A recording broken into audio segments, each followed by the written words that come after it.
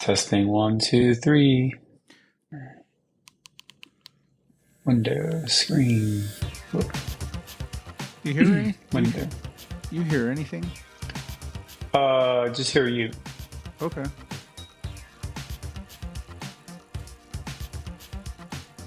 Check something in the settings.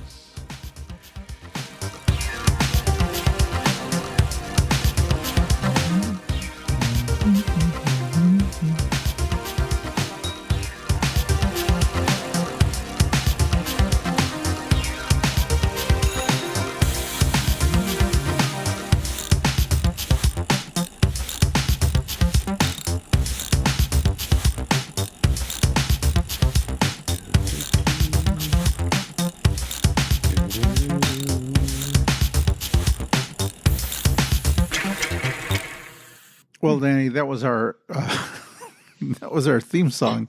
Even though you didn't, I don't think you heard it. Was it our usual? Yeah, it's the regular song. There's just okay. something in the settings, deep in the settings of the computer, in order for you to hear that, and I'm not completely sure what needs to be done. So can always hum it to me or whatever. Yeah, well, you know the song. So how you doing, man? Good. How are you, man? I'm good. Good to see you. I'm good. Yeah, it's been a while. It has been. Well, I've been. Doesn't feel like you're that far away. I've been watching your travels. All of your adventures out there.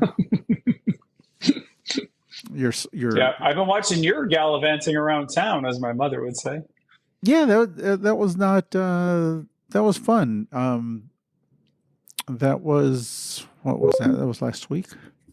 Oop, lost Danny. Let's find Danny again. Hold on a second. Let's see if our technology works. Hello. Sorry about that. Oh, there he is.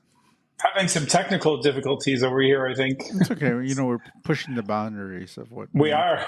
It's always what's possible for man. So I think I'm doing more like digital duct tape or something. I'm trying to work a stupid screen here, but sorry, you were saying. I saw your screen for a second. So, I mean, if you were trying to cast your screen on my screen, for some reason, I was able to see it. So awesome. No, I wasn't intending to, but so wait, you guys went for a big cruise downtown, right?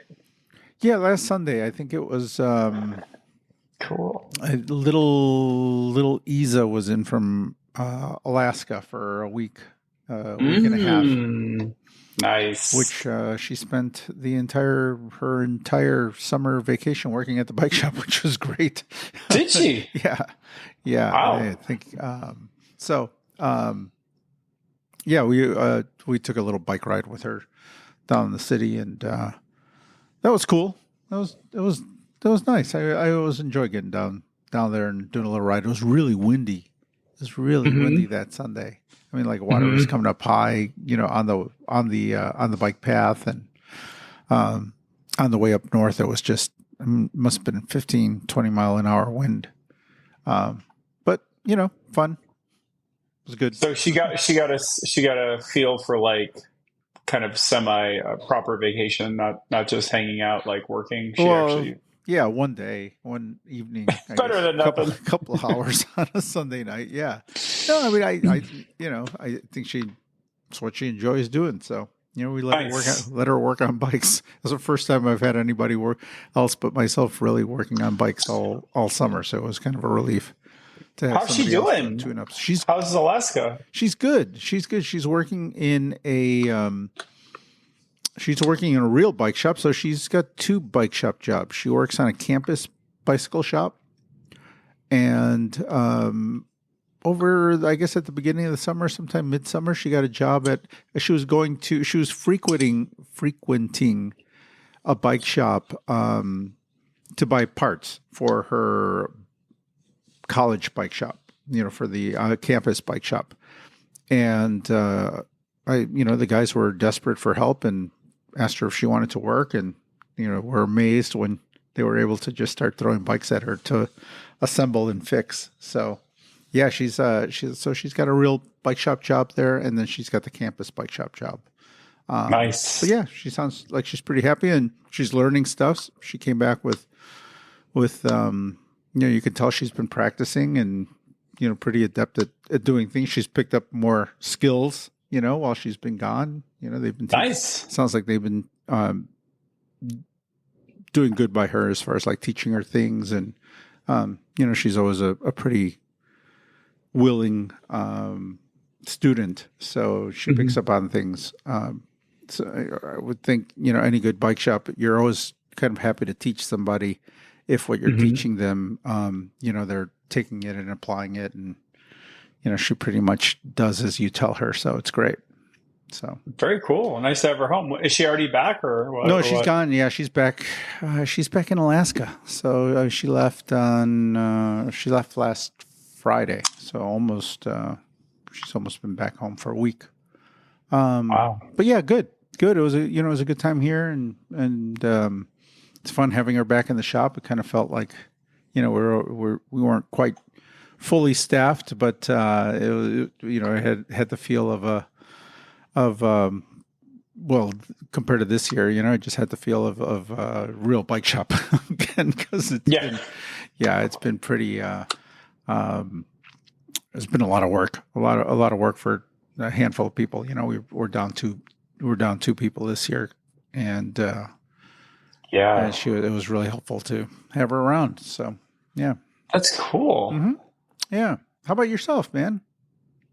Oh wow, let's see. It's been a minute. Cross camp is coming. Okay, that was the last one. Holy cow, July 24. Yeah, it was a month I didn't ago. realize it's over a month ago. A month and 3 days. It was a month. It was a month. There was a lot going on in the last month, and you were halfway across the country, and damn, yeah. You were just getting ready to go out to your cross camp, and I was following you on Instagram. You posted a bunch of stuff out there.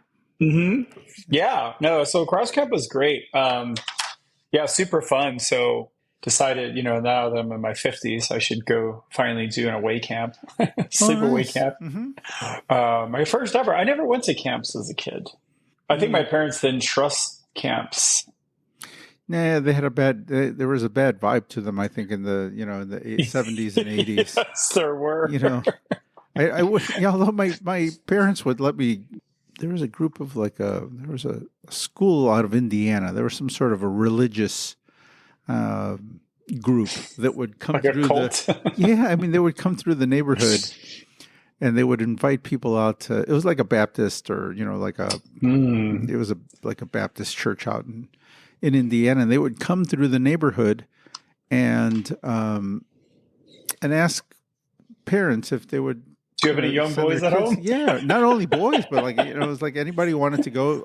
We'll take girls too. The bus would come down the street on a Sunday morning, and you'd jump on the bus, and they'd haul you out to, from Chicago out to to Indiana, and they would, give you a sandwich and let you run around and play some sports, and then they give you a big dose of, some sort of, you get like a religious class, and.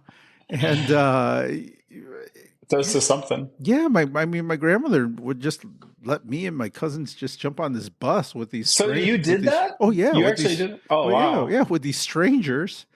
And holy cow! Nobody cared. It was amazing. There was one family. There was there were a pair of our friends. Like one particular family where their mom would not let them go. They're like, no way, you're not going. You're Catholic. You're Catholic. We're Catholic. You don't go to that thing, but.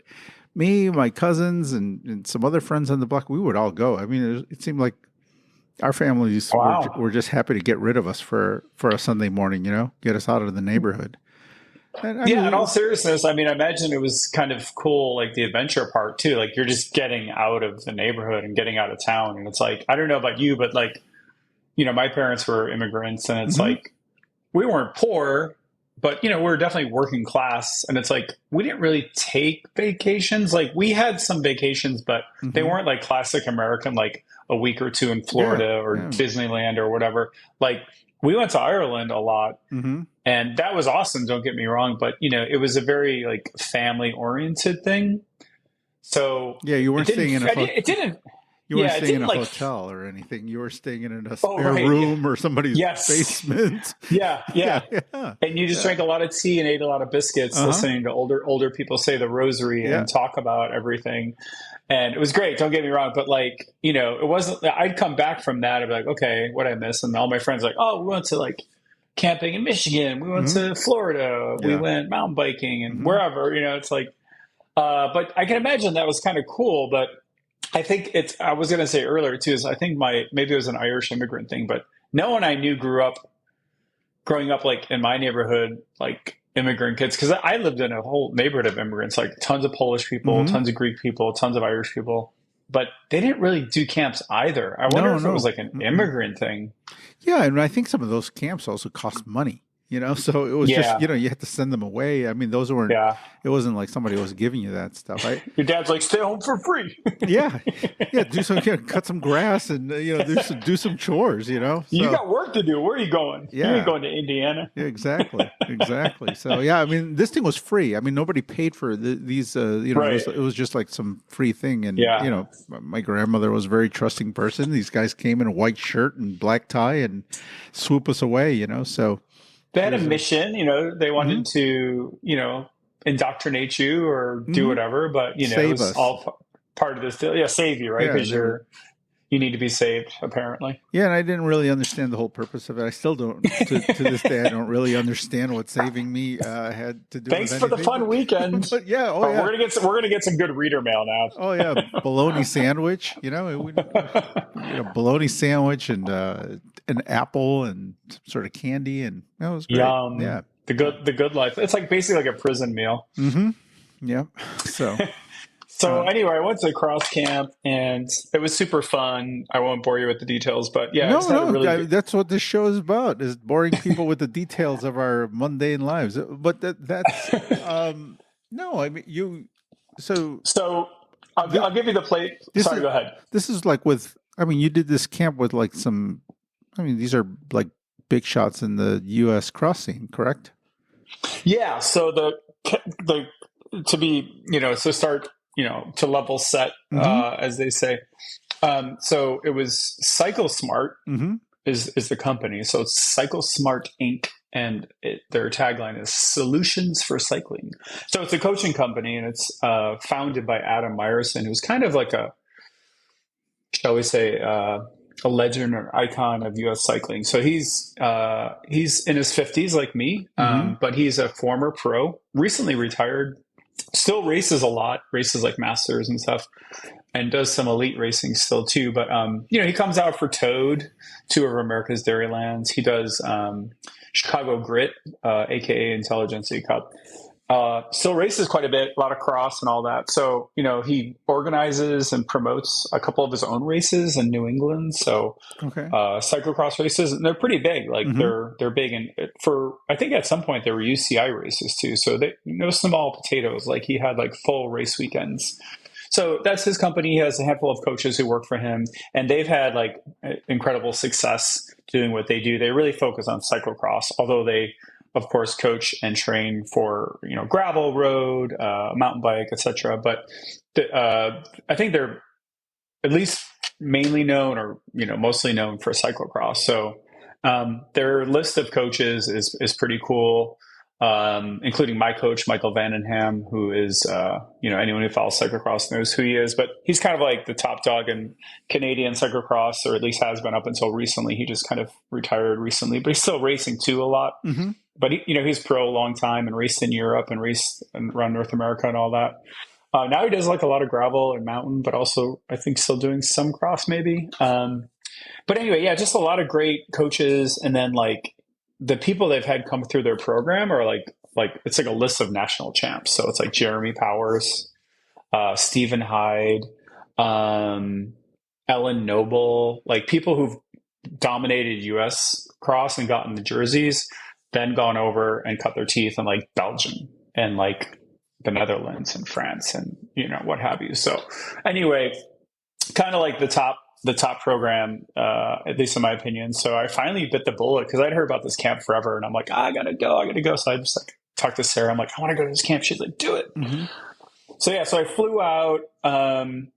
had actually a pretty funny plane ride over. So there was this guy sitting next to me, and you could just sit next to someone. So first of all, I flew Southwest, which I almost never fly. Okay. So that's an experience. Have you flown Southwest? Not in a while, but yeah, I'm familiar So with it. Yeah. do you know how you know what makes them different is their seating policy. So they don't have a seating Mm-hmm. policy. Yeah. So you get to the airport and you get lined up by like a number or a range, but you don't have an assigned seat.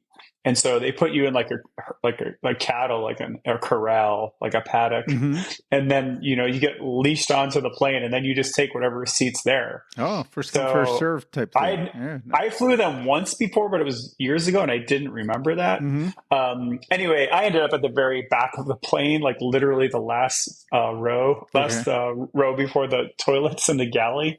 But there was an empty seat in the middle, so I was happy for that.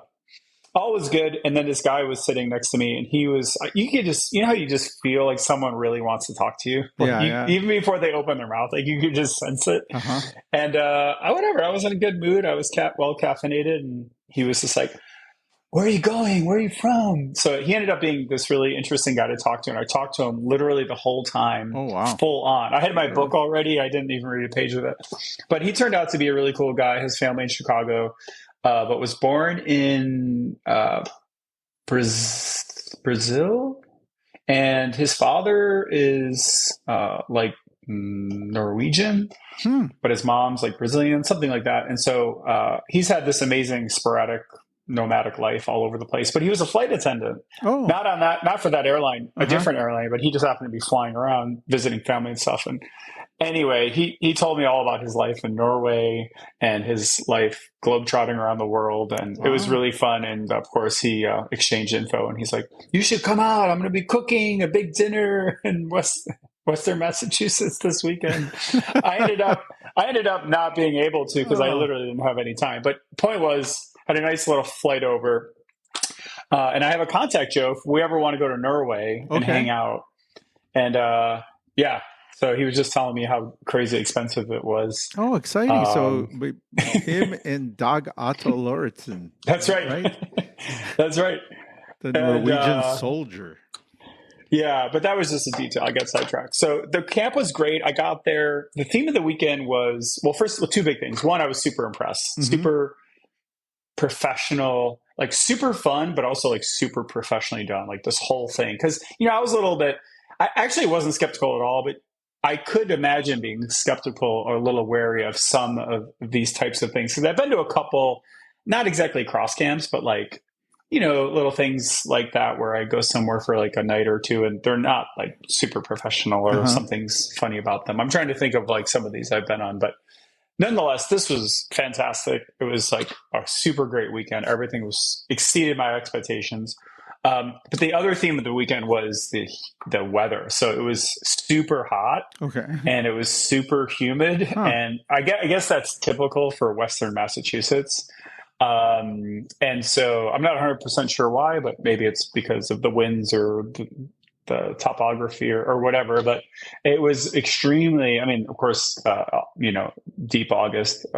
You can imagine that. I mean, it's kind of hot everywhere, but it was really hot, really humid. But whatever, it didn't actually affect me. I was like super hydrated the whole time, and they were really good. They had snow cones. Did you know like slushies are like the best thing you can do for your body on a hot day? Just to like keep your core temperature down? Is that what it is?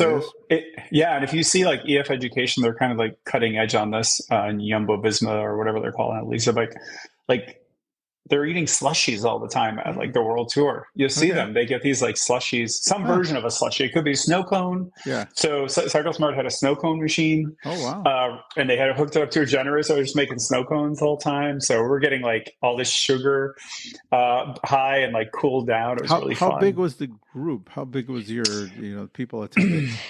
So there were, I think there were somewhere between 50 and 60 participants. Wow, a big group. Like paid people like me signing up, coming out. And then there were at least 10, maybe a dozen coaches.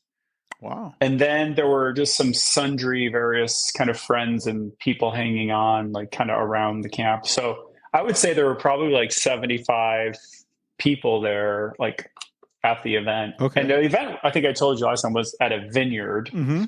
So the owner is kind of like this, like, he's kind of philanthropic or something. And so he's like kind of a benefactor, and he like loves cycling and supports Adam and Cycle Smart and everything they do. And he's seen like how this program is like cultivated and brought up like national champions, and done a lot of really good things for people and programs for like developing riders and depot programs and all that. So you So anyway, he provides the space for them to do it. Did you actually yeah. did you stay at the vineyard, or is it? No, so we didn't actually stay there, and I didn't actually drink any of the wine, so I'll have to go back. That's a reason to go back, because it was so bloody hot. It's like the last thing I wanted was like a glass of red wine. Yeah. Although I guess a glass of chilled white would have been nice in the evening. But yeah, by the time we were done every day, we're so tired. Sure. I would just my Airbnb was literally a 5-minute drive from the venue. Okay. So I had a little rental car, and I just would drive over instead of riding, just because I had to bring a bag with stuff and whatnot. But no, we stayed actually on the vineyard grounds, and the vineyard was kind of like at the front part of the property. So when you come off the main road, and it's very pretty, and it's like guest parking and all this stuff, and the actual vineyards are there, and then like the building, and it's really nicely done. So I definitely want to go back sometime. And then we're kind of like in the back of all that, but like these beautiful manicured, like landscaped, huge ass like property, like just giant. And it's like multiple football fields combined together kind of size. And it was like, okay, when we broke up into groups, like this group goes over to that section, you go to that section. So super fun. I think there were about 50 of us for that weekend. So the weekend, the main thing was like the Saturday, Sunday. And so that's when we'd meet in the morning. We had these big tents, thank God, because we're out of the sun. So these big tents, we're sitting there, and they had breakfast and lunch every day. And it was like all these, all the hydration and snacks you can handle. And then it was just like little mini lectures, kind of like talks basically, and like here's like some concepts we're going to go through. And then it was a lot of hands-on practical stuff. So it's like, all right, now we break up into groups. You're going to go with this guy, you're going to go with this instructor. And and we just kind of did that, and then like repeat, had lunch. It was very communal, very, very fun and social. And then like a whole afternoon session, and then everyone went home. And then repeat the next day. So it was like Saturday, Sunday. It was like packed schedules. It was like 9 to 5 around, 10 to 5 around there. So, and with the heat, and like my coach had told me, he's like, it might not seem like they're going to be big days, but you're going to find you're really tired. Like they're big days, because basically all the efforts you actually do are like really intense. So you're not really riding many miles at all, but you're just doing like all these repeat, what's the term they use? I forgot the term they use, but you're basically repeating everything like over and over to really try to get the muscle memory, so that you can bring it home and then keep practicing, jumping over barriers and like bunny hopping and all that fun stuff. So it was really cool. And at night I would just go into the little town there, East Hampton. There's like Northampton, East Hampton, Southampton, all the little Hamptons, and each one's just like a little town, and they're really cute. Like it's really nice country out there. So I would just go into town and have dinner at the local kind of restaurant, and watch a little bit of the Olympics, because the Olympics were on. Oh, that's and right. saw some of the road racing and stuff. So I would have a cold beer, have some dinner, and then get to bed early and shower and kind of get the bike ready for the next day. It did take a little bit of cleaning of the bike, because we had some rain. Not a lot, but you would get all the grass and kind of little dirt in your stuff. So had to like, it was a pretty packed day. By the time you go to bed, you were like cooked. Sure, like, that sounds like a full day to me. Yeah, you just like sleep like a baby, and then like I woke up and I'm like, oh, where am I? And then super fun. And then you did a couple extra days too, right? So you had like this big 50, 60 people days, but then you stayed on Monday. You did a Monday, Tuesday thing as well? Yeah, exactly. So the offer, like when I heard about the camp, was like, okay, you can do the core thing Saturday, Sunday, as you said, and it's like where most people were, but then you can extend and do 2 more days. So that was Monday, Tuesday, and that was exactly it. So I think about 12 or 15 of us, something like that, ended up doing the extra couple days. So I think there were like 10 or a dozen of us signed up for it. And then a few people kind of, once they realized what was happening, they kind of hung out for an extra couple of days. So what was cool about that, I mean, probably not ideal for the company. I think they probably wanted a few more people, of course, but like the ratio was really good, like coach to student. So Okay. like they basically, it was like one coach for one student. So you were really spoiled. But that was really cool and added like a whole different flavor, because what we did basically was we met at the tent every morning on the at the vineyard on the property. We'd have like breakfast, coffee, and then just chat a little bit about what we're going to do. And basically, Adam was like, well, here's the guidelines. Like, just come ready as if you're going to go on a training ride on your cross bike at home. So Mm-hmm. like, have your saddlebag, your bottles, your snacks, helmet, pump, kit, etc., etc. So like, it's just as if you're going to go out on like a medium distance training ride. So we would basically ride to like a forest preserve, like a big park. And yeah, they had these like really cool loops that we did. So we were Mm-hmm. riding basically like, I don't know if you would call them mountain bike trails per se, but they were definitely like, we were under biking, right? As they say. So like we were on cross bikes on like what I would probably say are mountain bike trails. I don't know if they would have called them that. They didn't really call them anything, but we're on this like single track, like in the woods. Okay. And there had been some rain, like Sunday, there was a little storm that passed over, and we kind of dodged it, which was great because there was a little lightning, and they were a little concerned about that. But what it meant was Monday, the woods were pretty wet, but that was actually perfect for cross, right? So we couldn't have actually had better weather in a sense, because it really set up like some slick conditions, which is what you get in cross, right? Mm-hmm. And then a little bit of mud, nothing like heavy and like really, where you really had to push hard, but like just enough to like make things a little, little sketchy, a little fun, a little slippery. So yeah, we basically take these beautiful rides. Even the rides there were like super nice. So as you go into the woods, finally get there, and then it was so pro feeling like there was like their full-time mechanic was there. I think they're from this company called Competitive Edge or Comp Edge. And I think they have a team there and stuff, but full like mechanic car, Really? like Wow. just a nice Okay. extended kind of like crossover vehicle with like tons of like snacks and all the hydration, and then like tools, and he had a little stand set up and a tent even. And so he was just like parked right there at the like trailhead. And so we were just kind of do some laps, come back, hang out there. He'd like, you need your pressure dialed in. We could do that. We could tweak any settings on your bike. We could have snacks and drinks, but like, yeah. And then we'd like practice something different each time we went on those trails. Okay.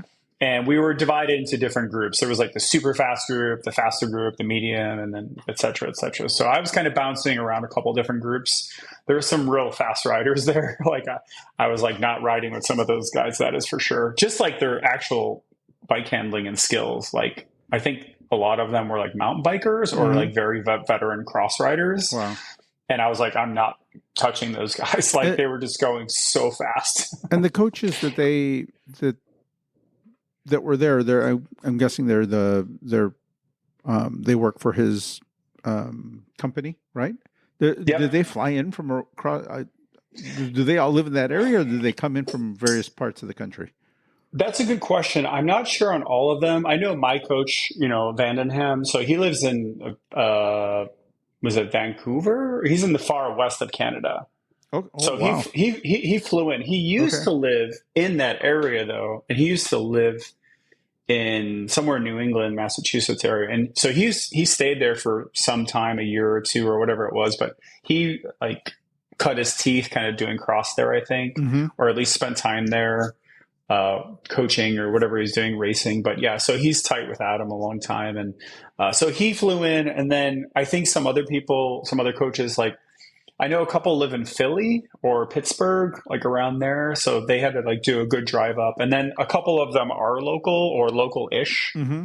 Like Adam lives in Boston, so it's whatever, like an hour or two drive, whatever, east home to Boston for him. But yeah, it's like, it's central-ish for several people. Like, Okay. and, obviously having the grounds there and the relationship with the vineyard guy is like key. But yeah, they definitely had to bring in. And then in terms of participants, like it seemed like most people were from the general region. So like New England, there were a number of people from New York. There were a number of people from Jersey. So that was a decent little trek for some of them. And then there were people like from Yeah, just like the New England states. So like Massachusetts folks Okay. and some various folks. I was, besides Vandenham, I think I might have been the farthest incoming. Okay. So people were like, "You flew from Chicago?" I'm like, "Yeah, Oh, man, we're doing this." so they pulled a lot from that, but I mean, they have a pretty.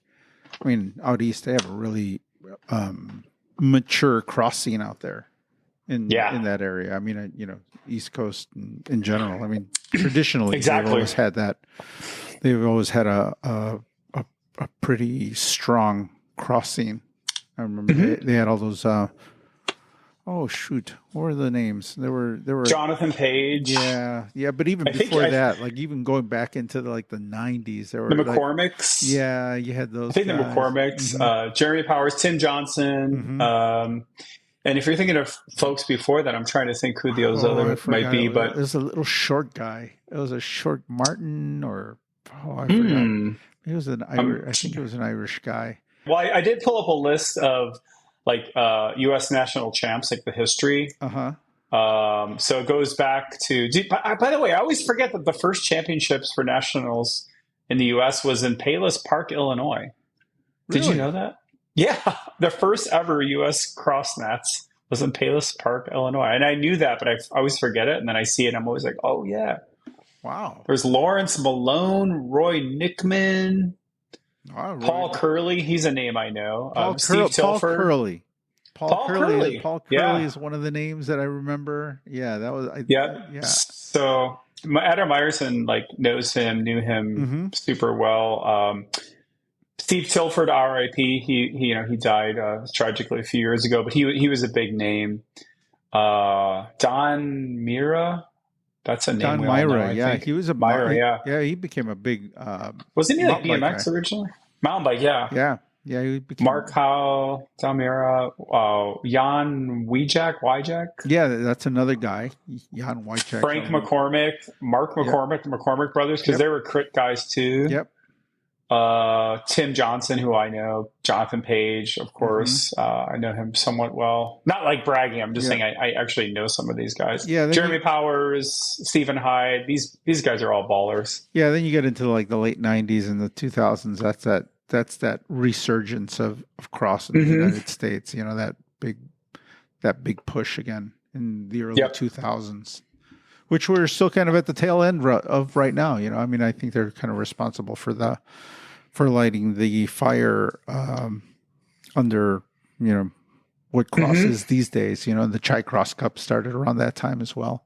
I remember here in Chicago. Yeah. There's a lot Hmm. of history on it, and I feel like I should kind of read up on some more. I know a good bit of it, but like I'd Hmm. like to know more. Allison Dunlop on the women's side, and Knapp, and then Katie Compton was like 15-time U.S. champ, so she's got almost all the women's, and then Hmm. Clara Honziger has been the baller since the last 5-6 years or so. Yeah. But anyway, yeah. So Paul Curley is definitely a name. I think.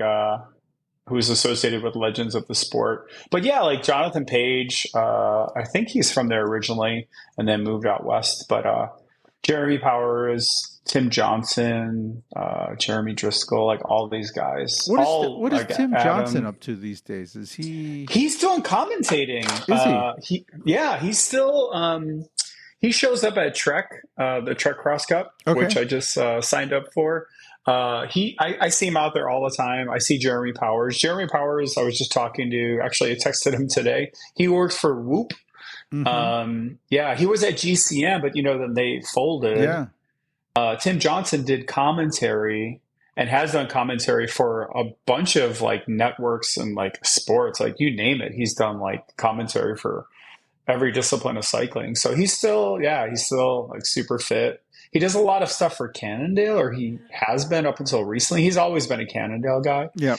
as far as I remember. And I think he's done a bunch of stuff for Cannondale, like marketing and like bike riding and videos and stuff like that. But yeah, they're still around. I think he's a New England guy as well. Did I see that Jeremy Parr showed up at your camp, at your cross camp? Yes. Is that right? Yes. So he lived, it's crazy. They all live in that little area. Hmm. Well, I shouldn't say all of them, but many of them. So Jeremy Powers, literally, I was standing chatting with him. I hadn't seen him in a while, so it was really cool to see him. But I saw him the last time DJing because he's a part-time DJ. Mm-hmm. And so I saw him DJing at the Rapha store in Chicago like a Okay. few years back. Uh-huh. He came out to hang out and do some stuff, but he was like standing there talking to me at the vineyard, and he's like, "Yeah, I live like if it was clearer today, you could see where I live. Like he lives like right near the vineyard." Oh, And then really? like Okay. yeah, and then Stephen Hyde lives, I think, very locally. I don't know if you know him. He's the redheaded like cross guy. He won the U.S. champs a bunch of years in a Mm-hmm. row, and I think he's retired now, if I'm not mistaken. But anyway, he's coaching as well, and Jeremy's working for Whoop, and Adam's got his company, and yeah, they're all doing great. They all look, they're all insanely fit still. Like these guys are skinny and vascular, and they just look like they could just jump on a bike and crush. Well, that's part of the like job, I think. If you want to, it's like yeah, Christian Vandevelde and yeah, George Hincapie and those guys. hmm Pedro Delgado in Spain. Like if you're going to stay in it and yeah, you've and I guess make a living from it, you've got to stay fit. Because it's you're nothing without the bike, and so yep. you've got to I watch these. I follow some of these guys, and they're still. Fletcher. Yeah, they're still riding. Then they do each other's fondos, and they're. I mean, these fondos are 140K, 160K. Oh, they're crazy. And they yeah. race them. They race them. Yeah. In like 4 hours, they do this giant fondo. It's it's amazing. So, I mean, there's no way you can like still mountains and you kind of lose I think you lose your street cred if you can't do these things. And so, totally. and I think also the opportunity to make money. I mean, like I think if you're looking to earn a living from your from your history in bikes, you've got to you got to walk the walk. It was super cool because I knew Jeremy. I met Jeremy, and I knew Stephen Hyde. I don't know them super well. I'm not trying to say we're super close, but we're friendly and chummy. But like I knew them basically through like the lens of a journalist. So I kind of knew them when I lived on the East Coast, when I covered the Max series. I covered like a lot of cyclocross races on the East Coast when I was like stringing for vamonos back in the day. So that's how I kind of got to know them. So there was always that kind of like little, that objectivity kind of distance that you keep. Like, you don't want to get too chummy with people because you want to kind of like, sometimes you might have to ask them harder questions. But it was cool seeing them in this capacity because here I'm just like a 50-year-old, like cat 3, like I want to go race cyclocross, like show me how to ride my bike. And like they show up and like literally like I'm riding cross like in the sand with them through these like little wooded paths and single track. It was so cool. Yeah. Like I never really got to do that with them. So Steven was there. I think he had his like US champ jersey on, if I'm not mistaken, for fun. And Jeremy was there, and they're all multiple champs. And like, no, it was just super cool. And they just came out kind of like for fun. Like Jeremy, like Steven was actually coaching. Like he had apparently some deal, and he was like part of the coaching crew. But like, yeah, Jeremy was just like, "Hey, I'm gonna roll over." Like, he's like, "Text me if you guys go ride." And I texted him, and like he just like rolled up, but like fully, Nice. ready to go. And he was showing us like some tips and tricks because he got top tens, I think, in World Cups and like Europe. So I mean, he's insanely legit. Like, it's amazing to see these guys still like just cutting through these ruts, riding through the sand. And like, they're just naturals at it. Right. So. Yeah, it's really, really cool. But, they were super friendly and everyone was like really cool. And so the second 2 days were really great, I should say, Monday and Tuesday. Those were fun, but just like in a different way. Cause like smaller crew, a little more hands-on in terms of like the coaching. And then we, all kind of still had a great like social vibe. Like we always got lunch together. And then there was like the second day we went to like a different area, like a different woods, and we like took a totally different way. And then it was hot, but it was like really good, and like I got a ton out of it. So it was super fun. It went by very fast, and it was 4 full days, and there was really no time for much else, which was good. That's what I wanted. But did you learn? You feel like you learned something at these camps? Like is there stuff there that you were like, oh, I didn't know this, or I've come away with a new skill that I didn't have before. I really did, because for sure, like if you've done enough cross, and I have, um, you're familiar with, obviously a lot of the skills and concepts, but more important, it's like how they show you different ways of looking at a skill or different ways of implementing that skill with like two or three other skills. Mm-hmm. So it's like, I mean, just to take one random example, it's like we went to this sandy kind of dune kind of area one day, and it was like, I'm like, oh, we're gonna like learn. I'm thinking like, oh, we're just gonna like hit the sand and learn how to ride the ruts in the sand, and we did do some of that. But actually, the whole point was like, here's how you could stretch. You got to connect like parts of the course together, right? So it's like we have like two or three parts, and it's Mm-hmm. like we would like practice one part, and then we'd practice another part. And I was like, now let's show you how to string these together, because that's how a cross race is, right? Sure. Like you can like hit the barriers and bunny hop the barriers if you're really good, or just like dismount, jump, mount back on the bike, and so you do that kind of thing. So you can practice all those micro skills, but it's really about like connecting all these things together. And so we went to this one sand part. It was like, it wasn't about really pedaling in the sand and riding the rut. It was about coming into it super hot and then basically coasting up this little sandy, like 30-foot, like curve, slight incline, like curvy, sandy path, and like just coasting up it without pedaling, to save that energy and get like that micro rest. Mm-hmm. And then you just like get over the top, and then it's down into another section where you have to actually like pedal again. Gotcha. So it was a lot, it's like finer stuff. It's more like niche stuff. It's like everyone at that point pretty much knows how to like, do a cross start, clip in, clip out, mount, dismount, maybe, do some form of bunny hopping. But this is just kind of like taking it to another level, and also like really stringing things together. And there was all kinds of variations on that. So I definitely felt like I learned a ton, and some of it just felt like learning it all over again. Mm-hmm. Like I never really learned how to do a lot of the cross skills properly, which, if you watch me race, maybe you could see that. Yeah.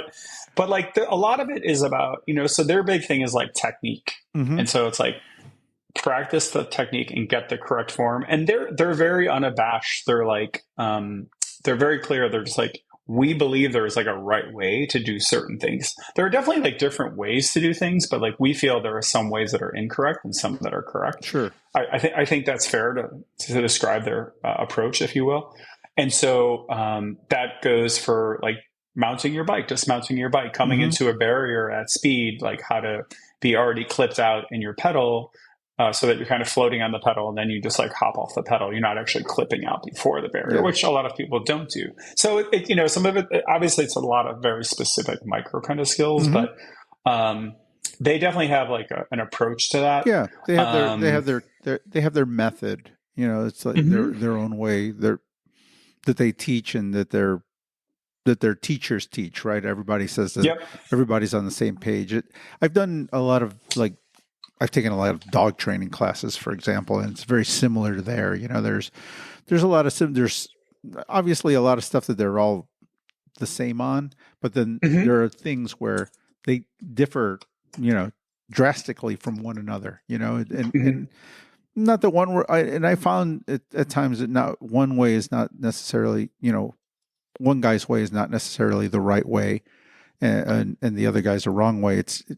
Some of it just kind of comes down to what works for you. You kind of, Yep. what you end up doing is you pick little pieces that work, that work for you and the way that you think, and, what you can actually execute, Yep. like what can you actually do, and how, what's going to work for you. And the more, Exactly. the way they've always put it is like, the more tools you got in your toolbox, the better. Mm-hmm. You're just That actually.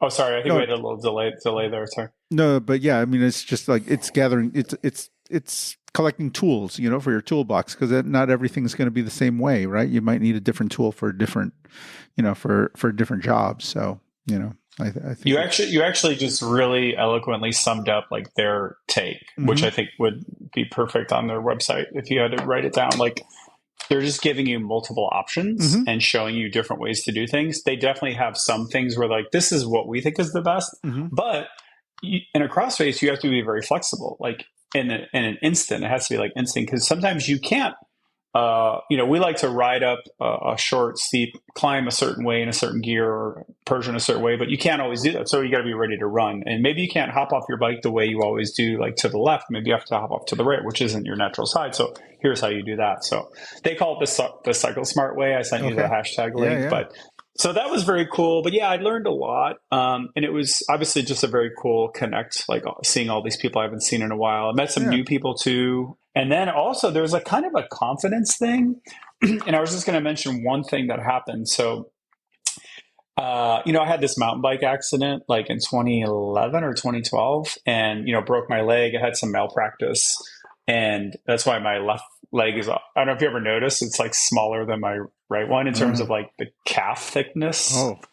It's much more equal now, but yeah, I was basically out. I was in a cast for 9 months and then a boot for 3. Wow. So for like a year, I didn't really move my leg. Holy moly. So I had this like pretty wild mountain bike accident where this tree jumped out in front of me and, that sort of thing. But point was, I hadn't been like on a mountain bike trail, like really kind of technical and also really wet. And man, those tree roots are just like insane on a cross bike. Yeah. So anyway, we had this one section where we had to ride an off camber, a very narrow single track off camber section. So, off camber, of course, being a little bit on the side of a hill with a slope kind of, bank in the woods. And like, it wasn't like insanely gnarly, but it was a little bit gnarly in that if you somehow fell off that line, like you were falling down the cliff a little bit. Yeah. Like it wasn't like a 50-foot drop, but it was probably like 15, 20 feet and it was like sloped down. And, I kind of saw it and I didn't think a ton of it at first, but then I was like, oh, okay. So I was in this little group of like 4 or 5 and we kind of hit it. And I kind of just like slowed up and I clipped out and I was kind of just like, what do they call it? Like scootering, I was like kind of kicking. Yeah. And I got past it and we rode on, but then we kind of like, I didn't realize we actually went there to ride that section like in detail and over, the repeatability thing. So, I kind of needed to like talk to like, Jeremy, who was there. Shout out to Jeremy. So there's this, dude, Jeremy Lloyd Peshkin, who's actually a Chicago guy. I don't know if he's originally from here, but he raced here for a number of years in the Cyclocross Cup. But he's now at Cannondale, and he's part of the warranty mafia, they call themselves. There's like 3 people who do Cannondale warranty, and they all were at the cross camp. And so they all live in that area, and Cannondale is around there. So pretty close to there, I think. Connecticut, is it? But, they're in the region, let's say. So they all kind of live in that area, the Hamptons, I guess. So... But yeah, so I knew him from Chicago, so it was cool to catch up with him. And he was one of the coaches, like kind of assisting Adam one day when we went out. So I had to they kind of had to talk me through it a little bit. And they're like, here's how you do it. And like, look ahead. The problem a lot of people have is they look right in front of them. And one of the big takeaways is to look ahead. So when you look ahead, that's where you're going to go. If you look in front of you, like at a hole, you're probably going to hit the hole. Yeah. Technically, I think I'm sound enough to like ride something like that. It was more just like thinking about possibly losing it and going down like a little bit of a cliff.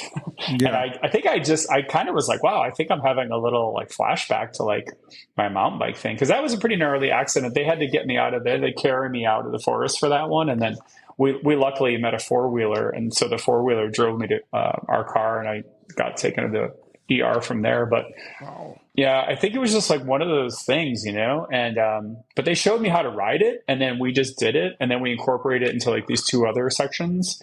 So then we were like flying through it and I was doing it. I mean, I wasn't like flying through it, but I was like going through it the way I was supposed to. Yeah. So I felt like I'm like, woo, I did it. Like I made some progress. So overcame something.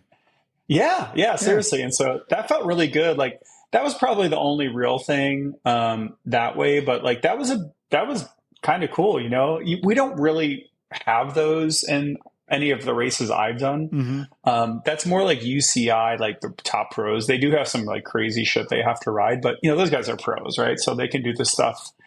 They have to practice it, of course, and sometimes there are accidents, but generally these guys are just doing it like kind of in their sleep.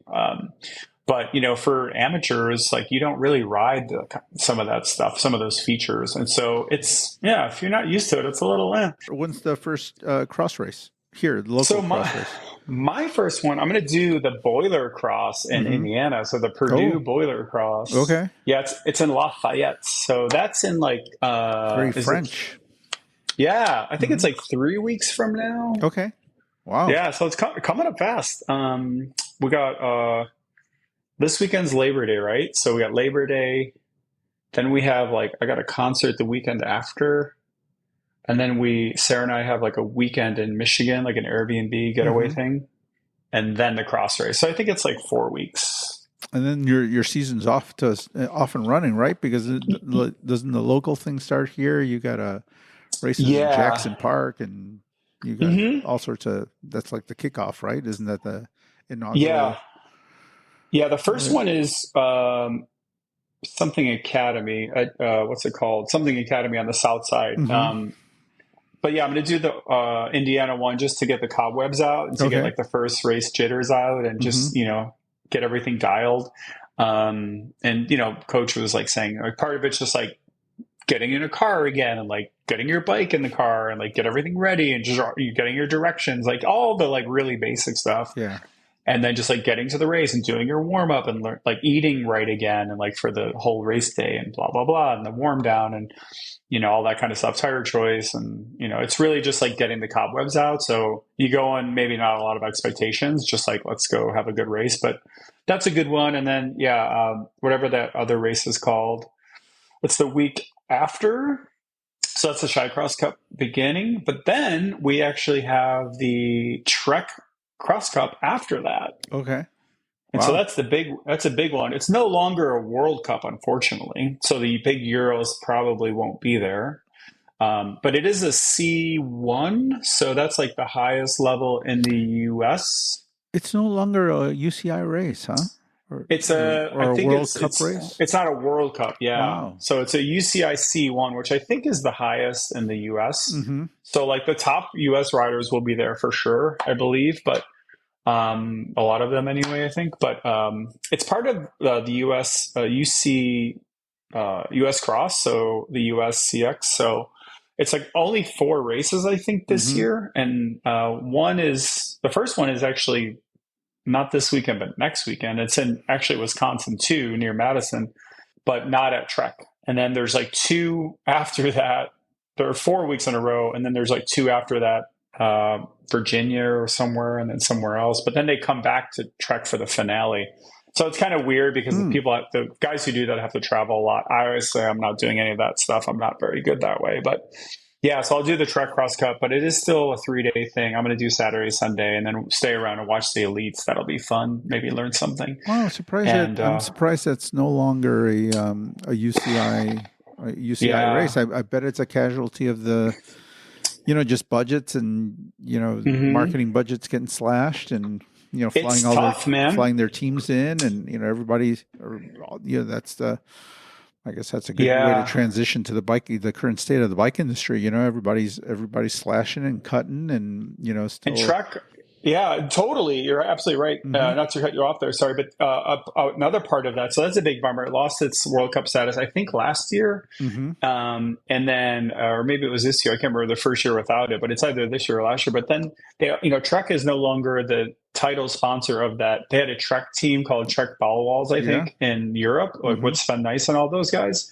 They're still the bike supplier, but they're not like a title sponsor for that team anymore, which is also, they've had layoffs too. So it's also another example. Now the course is still the same, which is an epic course, and Trek puts on a great weekend. So no, let's be clear about that. And for guys like me to go race on the course feels like amazing. It's like I'm going to play at like Yankee Stadium, Yeah. like a softball game almost. So it's like, it's still a great weekend, but like, and it's a C1, so like the U.S. North American best will be there, and there probably will be some Euros there because they can still get UCI points and make money, and then they can go back to Europe. Like this is still early for cross in Europe, but like they can come over here, do this race series. I think it's like 4 races for the US CX, and then they can head back over to Europe, which is obviously what some of them do. But yeah, I think there used to be 2 or 3 World Cups in a row, like Jingle Cross, Trek. I'm forgetting one, but I think there were like three, at least two, and then the Euros would come over and get a ton of points, like Matthew Vanderpool, I remember seeing, and Matt, Wout van Aert, and yeah, it's a bummer. It's a bummer, but yeah, I don't know what really the reason for it was. If it was just money and sponsorship and cash, but it is a bummer. And well, the other cool thing was it was televised, so the Belgians would bring over their whole freaking production crew, the Sure. trucks, everything. And you know what they do a cross race, Joe, is like they have a parking camera everywhere on the Yeah. course. Yeah. And it is professionally done. Yeah. There's no BS feeds or dead spots. It's just like, you watch the Belgian races and they have a million cameras and they're so good at it. And so that was cool because like the Euros could watch the US races here, and they were filmed, they're shown live over there. And then like the US riders could ride here. And, if you're a North American rider doing the World Cups here, you had a better chance of getting a better spot because not like all the Euros could come over. It was still like stacked at the top, like top 10 with like the usual hitters. But like if you were getting like top 40 in Europe, you might get like a top 20 or a top 25 here, which, was huge, right? Because like you could be in the mix in a group that you wouldn't normally be in. You could like be rubbing elbows with riders you would never usually ride with. You might get a lot more points and maybe even some cash, and represent and all that. So it's a bummer. Obviously, it doesn't affect guys like me necessarily, but kind of indirectly because I love driving up to see the top legends of the sport racing. And I just remember seeing Mariana Voss there and Sana Kant and like just all these amazing riders. Yeah. And then even the juniors who are like Thibaut Nice, like I remember seeing him as a junior, I think, if I'm not mistaken. Mm-hmm. And like he's racing elites and like winning stages of like the world tour races on the road. Like you just see them like in a field in Wisconsin. Like that's kind of amazing. I mean, there's not a single, I was just looking at the calendar. So there's not a single UCI cyclocross, like a World Cup race here in the United States this year. No longer. So, yeah. No. So yeah, I mean, I'm certain. I mean, without looking and digging deep into it, I'm sure that these are casualties of the current state of the bike industry. There's just not a lot of money to throw at things that you don't that aren't generating money directly. So Right. I mean, we're not even getting stickers.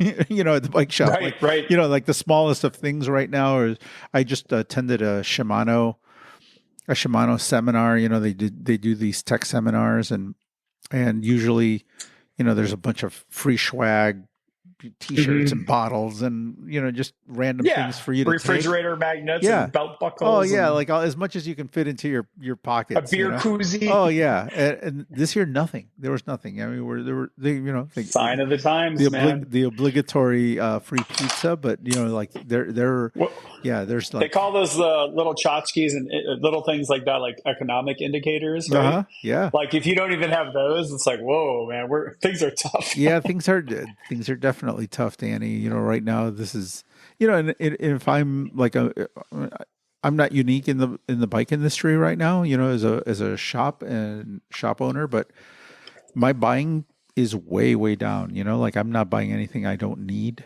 and right. Especially when it came to bikes this year, like I don't know that I bought anything that I didn't have pre-sold this year. So like. And I know a lot of other shop owners too. They were just like working through inventory, selling what they had in the shop, and then doing strictly special orders. Like special ordering stuff for people. They weren't filling their floors with a bunch of unsold bicycles. Right. Just waiting for someone to come and buy a bike. Right. So it's yeah. I mean it, and you can tell by looking at distributor websites, so there's like QBP and there's another place called JMB and a place called Holly and there's a lot of distributors in the bike industry, but those are like three of the big ones. As I poke around on their websites, you can see where they've been phasing out certain product, where they're no longer carrying that product. Right. Or I've gone to look for something where I'm used to buying it, and all of a sudden it's something that's discontinued on their site. So Oh, that, like wow. everybody's paring down what their offerings as well. Hmm. They're really kind of cinching their belts a little bit and kind of getting out of it. Quality, for example, for a time they got into the camping world. They Hmm. wanted the bike packing and bike camping world. Right. It was something that they kind of set their sights on, and they've pulled back and they've gotten out of that business. A lot of apparel has taken a back seat. Like it so it's just yeah, Yeah. I mean that's going on everywhere. Bike manufacturers kind of pulling back on their offerings, and there's been a Mm. lot of stuff written about it. But um, at the end of the day, I think it's going to be really good that everyone's kind of forced to do this stuff. Right. But it's I can tell you firsthand that I see it and I'm experiencing that, and I imagine that's what that's what's leading to not seeing these races here on the U.S. calendar. So Yeah. Well, I always remember, and maybe I mentioned it before, but I always remember someone saying to me, like, we were talking about like or world tour team sponsorship, and it's like I remember someone saying, "Yeah, if you see like a bike company sponsoring a world tour team, that's probably not a good sign." hmm And I was like, "What do you mean?" Like, well, it probably means there's desperation in the air. It's like they can't get like a big sponsor, hmm like a non-cycling sponsor, endemic versus non-endemic sponsor. So it's kind of like we can't get Ford, yeah, yeah, so we have to get Trek. And yeah, Trek's great. Don't get me wrong, but like the idea being like you're just kind of going home. You're crawling back to yeah. what you think you could hopefully get by. And I remember we've had a lot of world tour teams sponsored by the bike companies in the past. But yeah, so I don't know, for Trek to even rip away their name, and I'm not saying they don't have good reason to, but they're the $1 billion bike brand, or Sure. have been. For them to pull back, it's a bummer. Yeah, yeah. It's okay. It's okay. It's all right. I mean, like I said, I think it's going to come back. It's going to be a stronger. It's going to be a smaller. Like condensed, but stronger industry. When things settle. One good thing right now and is that and this is just the way of the world is that Mm-hmm. e-bike sales. I'm starting to feel that. I went years without getting a lot of interest in e-bikes. I mean, I was going to ask, yeah, I do you got have, to start dealing more with those now, or what? Because yeah, most shops have been kind of reluctant, in my experience. yeah. I think I think if you're going to be in this business as a bicycle shop, you better it's something that you're going to have to deal with. You're going to Mm-hmm. have it's just the way of the world these days, and it's an opportunity that if you're looking at opportunities, I think that is a serious opportunity there. And I've my way of thinking about them has come around. As far as like, um, I couldn't really wrap my head around it. I never really saw it as cheating. This talk of, oh, an e-bike, you're cheating and you're not really riding a bike. Well, I mean, I I never thought of it. I never thought of it that way. And what I've really come around to uh, what's brought my thinking around on is these older customers that I have that come in, where Mm-hmm. especially couples, where maybe one of the people, husband or wife, is a good customer of mine, Mm-hmm. and their husband or wife wants to ride with them, but they can't because Mm-hmm. they're not a cyclist. One of them is a cyclist and one is not. And the other, someone's always unhappy in that equation. And Yep. and I've had several cases where I'll set somebody, I'll set their husband up with an e-bike, and now they're able to ride together. Now they're able Yep. to do these things, partake in these activities together. And, and it's more than one. I probably have Hmm. four or five cases of that now. And the way that they're using those bikes has been really interesting. They come back a month or two later and they're like, can you put a rack on this thing? Because now I want to run over. I want to run to the Jewel and pick up groceries with Hmm. it. So That's awesome. yeah, I mean it's you're starting to see this even in the suburbs. I know in the city it's been it's been a little more, bikes have been used that way a little. The e-bikes have been Hmm. used like that a little bit more, but now you're starting to see it in the suburbs. You're starting to see it where, you know, I have a You didn't customer. used to, yeah. Yeah, I have a customer who's like using the bike to take a mile and a half ride to visit his grandkids now. Instead of That's grabbing awesome. and and sees them every day because he loves his little. He likes taking his ride on his e-bike, and just getting a little air. Nice. And he's like, I wouldn't do that if I had to grab the car and drive out there. I wouldn't do it. But on the e-bike, I'm there all the time. They're sick of me, and I'm like, I'm like, okay, well, go terrorize the neighborhood now. We're gonna So steal that bike. yeah, so it's That's cool. That's a good story. I've heard some stories like that too. I remember the one I always liked was, I don't know if it was Pete Stetina, but the bike racer. I hmm think he's a big gravel guy now, but former World Tour guy. And then his dad, I think Dave Stetina or hmm whatever his name was, he was a big racer. But I think it was them. But this was a few years back. But it was like his dad was, getting up there maybe a little bit in his years or fitness or whatever it was. But he would sometimes be able to ride with Pete when he was doing his road ride still for road racing. But over time, it just became harder and harder. And it kind of just wasn't working out great for either person. And I think he got a e-bike from, maybe it was Trek, I don't know who, but he got like an e-road bike, one of the early ones, but pretty decent one. hmm And he all of a sudden was able to go on those rides still yeah, because of that. yep, And I always like that story because I know early on there were a lot of kind of curmudgeony folks with these knee jerk reactions, like, "Oh, e-bikes, man, they're the terror of the world," and hmm and I'm just like, I don't know. I was probably guilty of some of that myself too, but like I was also kind of like seeing a lot of people using them in ways people who would never ride. yep, You hear stories about people in like, I think like is it Austria or Switzerland or wherever, where they have insane like hills and hmm steep hills to climb and get around town and run their errands and buy groceries and stuff. Like you see these like especially older folks on these e-bikes and they can just go about their day. I don't know, stuff like that's like super cool. yeah, yeah. So I mean, yeah, I agree though. It is like the world has changed and it's like whether you like it or not, like e-bikes, they're ubiquitous now. Like they They are they are they're the norm for like a lot of people they now. they are, and the other thing that I'm finding is that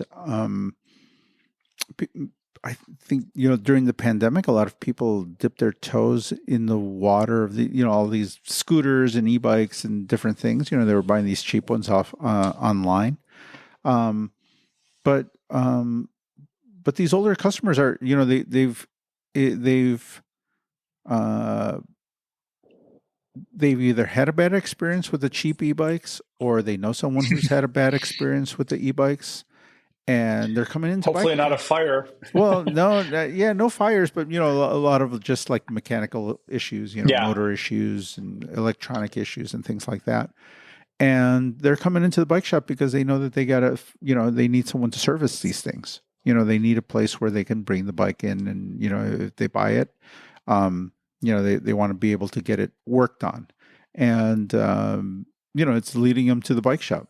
So it's just kind of a weird thing. I brought in some cheaper e-bikes just because it's what the local people were willing to spend on an e-bike. I brought them in last year, and I didn't sell them at all for Mm. most of the last year. Suddenly, like in the last month and a half, I started sold like maybe one a week. Wow. And it's just, and people have just started coming in now, and and asking about them, um, wanting to test ride them, and I put them on these, I put them on bikes. I've I've had a lot of people do their first ride on an e-bike, at the shop. A lot of Oh, people cool, just, man. yeah, yeah. And people are amazed, people are like, they're like, wow, I heard about these things. That's something I really got to think about. And these are people that would never have thought of spending $2,000 on a bicycle, but Right. on an Yeah. e-bike, they'll do it. They'll do it. They see the potential and they see the opportunity that's there. I've got these old motorcycle guys too that are just like old Harley guys where the motorcycle's like a little much for them, or even they're coming around. They're like, tell me about these. Tell me about these things. And, and I put them on an e-bike and they ride around. They're like, oh, okay. Like the light goes off. They're like, oh, this isn't bad. Let me This think. is much cooler than I thought, Yeah, it's like actually. I don't, it's like I didn't think much about these things. I got to give this some thought. I'm like, yeah, man, give it some Yeah. thought. I'm not pushy, so I'm like, yeah, give it some thought. But now you've done it. Now you know what you're talking about, and Yeah. yeah, it's led to some sales, and I'm sure some of these people that have done it, will come back. But yeah, it's interesting. It to watch it happen, and for sure it's a part of whatever we're going to be in the future. I'm adding that into the mix because I mean, it's a good business opportunity. I think it as a bike shop, you have to kind of embrace it, whether you want to or, well, I mean, I think if you want to be in the bicycle business, in the future, you're going to have to, it's one of those things. It's like electronic shifting, Danny. You better get with the times. Otherwise you're not going to be long for the business. So, So are we now the e-bike shop society? yeah, we'll start that on our sub channel, I don't know. Our Discord, Yeah, Telegram. yeah, yeah. Our Telegram. Yeah. You know what? I don't, I like, I'm still learning about all of this stuff, to be honest Yeah. with you, Danny. I mean, it's just, Are you but, going to carry like certain brands or? well, I've sold a fair amount of the Cannondales. I mean, Cannondale is one of Okay. my brands, and I'm Okay. selling some of those, and they're nice bikes. There's a brand called Denago, which is kind of, it's Hmm. one of those bikes that competes with, is in the same price range as the Sondors, as the, um, uh, what's the one that Sarah has? She's got Oh, Venton. an Venton? Evanton. Yeah. So I mean, Venton, something like that. yeah. I mean, it's the one that kind of lines up with that brand. With those brands. The $1,500-$1,600 e-bike. Um, Hmm. because Cannondale doesn't start until around.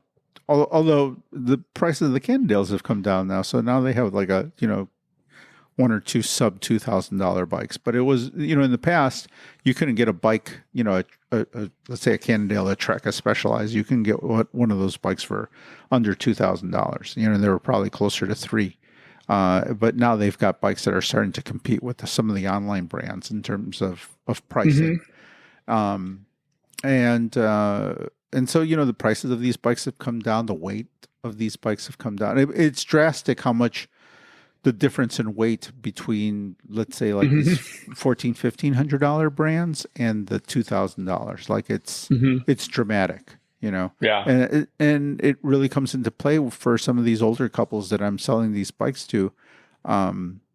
Where all I got to do is put them side by side. I'm like, lift that and lift that, and they're like, oh, I'll happily spend Oops. $500 more. Yeah, I mean, That was easy. yeah, I'm like, they're like, what's the difference? I'm like, well, lift that one and lift that one, and Yeah. it's a pretty clear difference, and so And no, sorry to interrupt you, but yeah, I think and part of it is like just the practical aspect. Like we don't have a house, we don't have a garage, we don't have mhm, storage, so it's like we're a 3-story walk up, and it's yeah, like, of course, I would carry up her bike. It's not a light bike; it's probably 50, oh yeah, 55 pounds. Like yeah, it's a heavy bike, and it's a long bike, so. Like carrying it up the stairs, like, you got to be. It's a workout, but it's also like it's like being in a cross race. It's like yeah, you got to take the corners very carefully, and but yeah. So in that way, the weight is a big thing. Like riding it around Chicago, you mhm, don't obviously notice it so much. But although I'm sure it uses the battery faster than a lighter bike, like those Le Mans or whatever. But like, yeah, I mean, just physical aspect of moving the bike around. Like if we had a garage, we would probably never notice the weight that much. But some Yeah, of them are really heavy. But I know what you mean. They have come down a lot in price and weight, and that's a yeah, good thing too. It's like anything that becomes mass produced, like TVs or phones. Eventually they're going to become a lot more affordable. yeah. That's become part of my sales pitch. I'm like, well, if you're riding this thing out of your garage and you don't have to transport the bike, then that bike's fine for you. You just Yep. pull out of your garage, you're fine. Yep. But I have a lot of people who want to travel with their bike. They want to go to different bike paths and actually Or put it on a car put it rack. on a car rack, and That's the thing to consider. those an E-rated bike, car Yeah. rack is $600-700. So At least so I'm in the market. Yeah. I told you last night I'm looking for one. Yeah. Sarah got a new car, and so we needed a new rack. She's like, "You're not putting bikes in that car, the new car." I'm like, "Okay." So I have to get a hitch rack. Yeah. I'm being forced to now, Joe. Oh yeah. Okay. But so I was doing my research. But yeah, thing I kept running into was like, "Do you have an e-bike? Do you have an e-bike?" Because if you have the e-bike, it's a different game. Like it's a different kind of system and a different weight class and this and that, and it is more expensive. Like it's like stuff I hadn't really thought about. But yeah, it's the difference between an 18, my cross bike is what, 18 pounds, like her e-bike is like 55. Yeah, I mean, it's so like when I said I'm just wrapping my head around all of the e-bike thing. That's part of it, right? Just like the stuff that goes along with it, like a helmet, an E-rated helmet. It's all of this stuff is like, fixing a flat on an e-bike must be kind of hellish. Yeah, it's certainly more involved. I charge a lot more for it. I have been. I've been. There's wiring and there's bike shops. There's bike shops that don't touch the wiring on them. So I know of bike shops that make the customer come around into the service area and disconnect all the wires, and then they fix like insurance purposes. Yeah. I mean, there's places handling, all sorts of places that they're just different people handle it different ways that make the customer take the battery with them. It's now I was just on a call with somebody who's making like a battery box so that when e-bikes are in the shop, I can put the battery in like this fireproof box. And Jesus Christ. So I mean,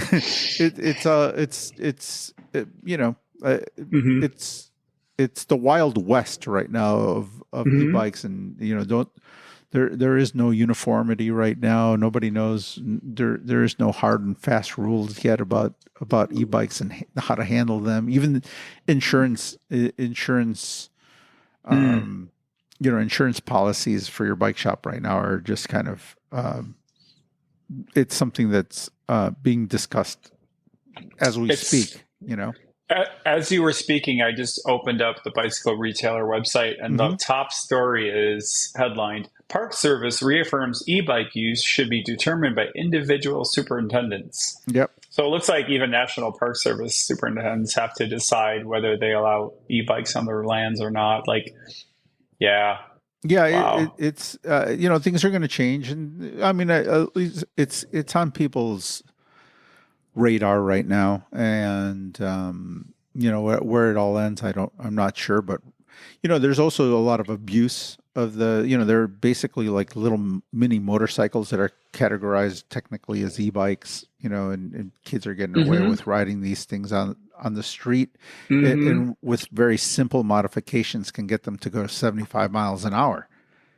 So I mean, that's nuts. Yeah, there's a little group that comes through the bike shop, and they've bought forks and various things, and I know they're modding out these Suron bikes. There's a particular brand that they tend to favor, but they take regular bicycle parts, brakes and forks, and so there's a lot of stuff that comes from the bicycle world, and they can use that stuff on their on these little mini motorbikes, Franken bikes. Yeah, but then there's a whole industry of like websites that sell you these pop-up kits, these chips and ways to make these things go like super fast. I've already had a case where like I know a kid who did one of those kits, and you know the the hydraulic bicycle brakes that are on those things, couldn't take, they like boiled over and they faded, and he had no brakes, Hmm. crashed, hurt himself a little bit, and there's a lot of cases like that out there too, so it's yeah, I mean, there's at some point there's going to be some regulation trying to rein all this stuff in a little bit, but right now it's crazy out there. So Yeah. Speaking of Aventon, the second story on Bicycle Retailer or Bicycle Retailer is Aventon, the target of phony Facebook page and website. And so someone was advertising deals up to 70% off retail for Aventon bikes, and it was a total scam. huh. And so they had to let Aventon know this page was up live in Aventon, or someone had it taken down within a day. So, man, e-bikes causing all kinds of ripples in the industry here. Yeah. Do you know one company that's doing pretty well, Joe? Where I was yesterday. Oh, I saw a photo on your I saw a photo on your My on your Insta. Instagram. Were you over with the guys from Lake? That's right. I Okay. was hanging out with my buddy Sean Metz, Oh, cool. Yeah, who, by the way, you guys have put become out fast friends. yeah, yeah. Well, he's fast. I'm probably medium, pun intended. But no, he's a good guy. He's been at Lake for a bit, I think, and yeah, he kind of helps run the Chicago office. So they got like a Euro office and a U.S. one, and the U.S. Mm-hmm. one is here in Chicago. It's like 12 minutes from my house. It's on Damon, and Mm-hmm. I went there because I'm buying some cyclocross shoes. I bought some road shoes from them early in the year, and I'm going back for some new cross shoes. Oh, cool. So they have basically like I don't know if it's, I guess it's public, but you got to kind of call or something. It's not like a regular store, but they have all their inventory on one floor, and then they have this other floor, and it's like kind of like their offices, but then they have like kind of a mini little showroom kind of Mm-hmm. thing, and like a nice couch, and they have like an espresso machine, and they have a wall of shoes, and yeah, it kind of feels like your personal like shopping kind of Oh, thing cool. almost. Uh-huh. But yeah, Sean's a good guy, and he's like, yeah, you could pop over. So I tried on some of their new cross shoes. But then at one point we had to go to the inventory, the other floor, and it's kind of cool going in there, man, because it's just like it's super well organized, and it's just like literally thousands of boxes of brand new shoes. And I don't know, it's just kind of fun if you haven't maybe done that before. At least I get off on that. So you could just smell like it smells like new shoes, but like by 1,000, right?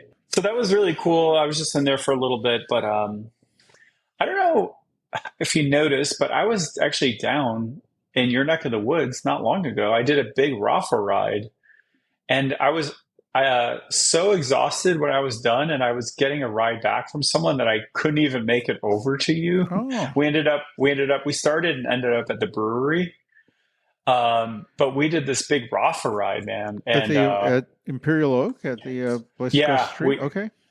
we started at the parking lot near there, and then we finished at that brewery. Wow. I ended up befriending a guy. What my buddy Eric Pulley was doing the ride. He kind of actually did the recon and like set up the course or the route. But it was a Chicago Rapha sponsored ride. So Okay. I think it was about 60, 70 people. So it was pretty legit, and Yeah. the course was amazing. It was a 65-mile ride, but Sarah's car was kind of on the fritz, so she got a new one. But before she had the new one, I had to think of a plan to get down there, and the trains weren't running on the weekend, which I realized last minute. Uh-huh. So I had to ride down. So I had a good like 90-mile day, but I did this Rapha ride, and man, I got to show you the route. It was pretty epic. Wow. So we rode on that, the I&M Canal for like a little bit, but it very quickly turned into like an all roads kind of ride. Mm-hmm. And it was legit, man. We went into like all kinds of like off-road sections. We were in the woods. We were on gravel. You guys were all on road bikes? No, it was suggested that you bring like a gravel bike, Okay. basically. Okay. But I rode my cross bike Okay. because I've been kind of like in cross mode. So that was kind of perfect. And actually, I think a cross bike was kind of like the perfect bike. But most folks, I would say, had a gravel bike. It was like, we were doing some like really cool off road Mm-hmm. riding, and it was a really hot day too. So it was like Saturday, 2 Saturdays ago. But anyway, I was gonna come in and say hi to you and everything. And honestly, by the time it was done, like I was pretty cooked.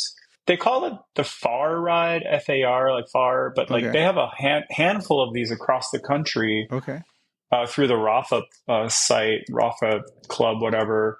And I haven't normally done like a ton of those, but like this one was actually really cool. And so they have a handful around the country, and this was like the Chicago one.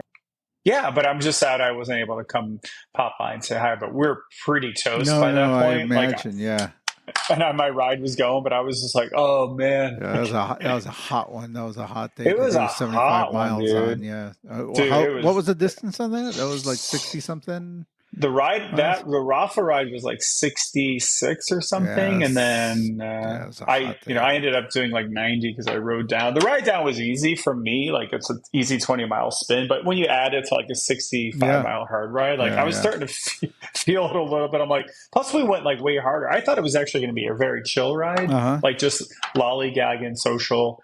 And it was social and it was fun, but like we were kind of going like I had my power meter and everything, heart rate all set up. So when I got home, like my body was like, dude, you just did like one of your biggest efforts in a long time. I was like, oh shit. Jeez.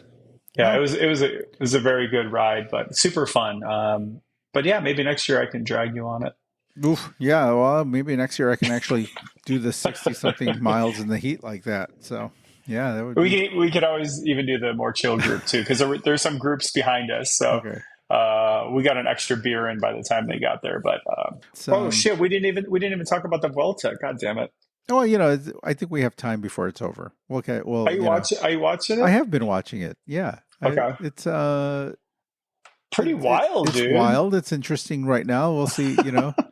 And, they just let that guy take off, and it's like Ben O'Connor, man, that guy's awesome. like He's like the nicest guy in the peloton. uh-huh.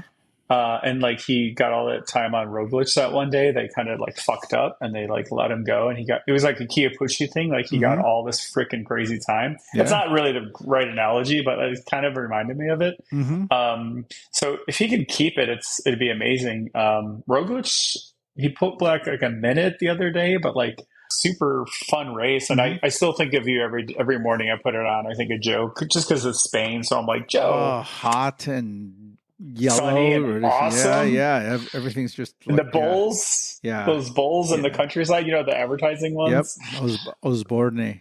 Yeah, yeah. I'm always like, oh man, we got to freaking go. And then I saw Vanderpool's training as usual, like in the Alicante region. Oh, is he there So now? like Jeez. he's training for Worlds Mm-hmm. with Olympic double champ Evenepoel. Okay. So they Very were cool. posting some fun stuff on Strava. And they're just north or south of Alicante. I can't Yeah. remember, but Yeah. I'm just like, Spain is the bomb right now, dude. Just north. Yeah. I mean, yeah, they're always on those roads. I know that they're always, that they're fixtures on those roads out there. I know Vanderpool loves that Yeah, area. So does Pogacar. I mean, he's in there, he's around that yeah. area a lot, and although I think he lives in France. One of his many One of his many houses. places, yeah. I thought it was in Monaco. I can't remember, but I did Yeah. see Pogacar posted a photo, I think, on his Insta. And it's funny that you're wearing your shirt like that, or you had your sleeve up earlier, Mm-hmm. because he was posting. He had a jersey with no sleeves, and it Uh-huh. reminded me. Do you remember that guy from like the '90s, the Italian guy who always had his like he was in races and he never wore sleeves? When I'll have to find it, man. I'll have to find it. I was racing in Spain, one of my teammates almost got kicked off the team because he showed up. He showed up one day where he had cut the sleeves off of his jersey, and the coach got so mad. It was like, I was like, "Holy cow, man! I didn't think it was that big a deal." He had two of them. He was just Oh man, he was so angry that he had cut the sleeves off of his jersey. it's against protocol. Yes. I'll have to find out who I'm thinking of, but I'll send it to you. You'll know who he is instantly. But We'll cover we'll cover that rider and his history, all of his palmares next week on uh, all the of his next episode. Palmares. All of his Yeah, palmares. awesome, man. What do you have? What do you have? Like a good month and a half, 2 months of like business sales until things kind of quiet down, or what? Yeah, I think so. I mean, I think another. I mean, we're certainly Labor Day kind of marks the end of the summer season. The Oh, kids are right, all right, back, and I guess technically everybody's back. At the kid, a lot of the kids are back at school already, and so right. our especially out in the burbs, I noticed that just people's patterns change. Parents and Yeah, the stuff that takes place on the bike trails around us kind of changes. yep. I get a lot of the day drinking moms start coming back in on in September, so that's always fun. Oh God. Yeah.